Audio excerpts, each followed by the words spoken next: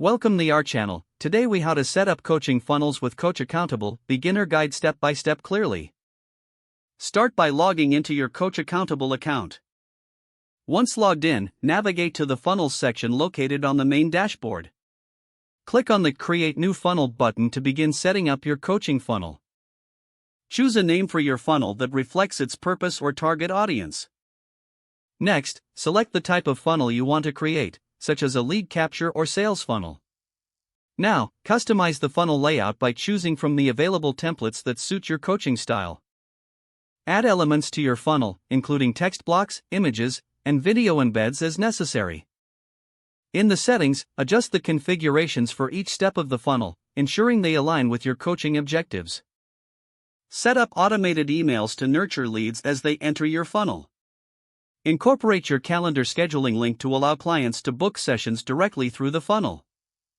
Preview your funnel to ensure all elements are functioning as intended.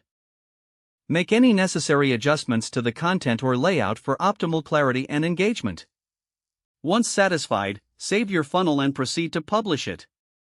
Copy the URL of your newly created funnel for easy sharing and promotion. Integrate your funnel with other tools, such as email marketing platforms or payment processors, if required. Monitor the funnel's analytics to track its performance and make data-driven adjustments over time. Continue testing and optimizing your funnel to enhance its effectiveness in capturing and converting leads. If the page does not load, refresh the browser or try again in a private or incognito window. Make sure you are using the correct email address, then retype it carefully to avoid small typos. If your password is not accepted, use the reset option and create a new strong password you can remember.